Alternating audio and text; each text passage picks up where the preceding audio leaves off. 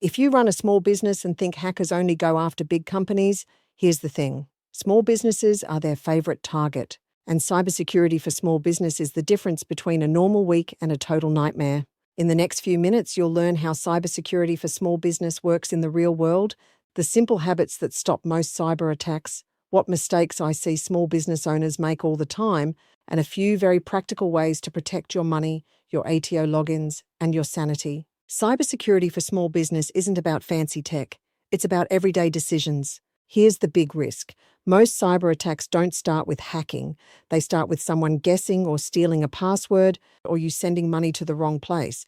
But so many business owners think, that won't happen to me. But so it does.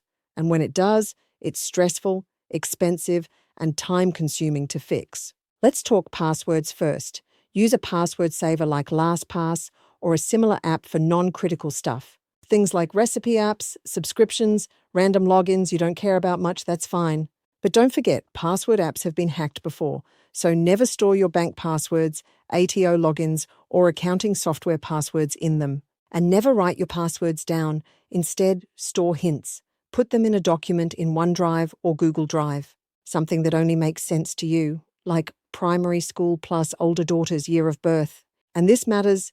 Make sure no family member has access to that drive, not because you don't trust them, but because access equals risk. Now, payments. This is where cybersecurity for small business really shows up. When you're paying invoices online, you're often entering very long account or reference numbers. One wrong digit and the money is gone. Here's a simple system that works.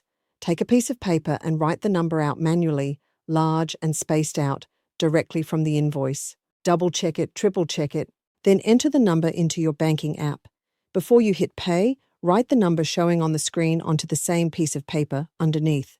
Cover the original number so you're not tempted to peek. Now compare the numbers in sets of 3 or 4 digits, slowly. When they match, then you complete the transaction. For regular payments like BPay, store them in your banking app, but always check them before paying. These details can change, and scammers rely on you being on autopilot. I've seen clients come to us panicked because money disappeared or emails were compromised. After fixing it, the biggest relief they feel is control. This is general advice only.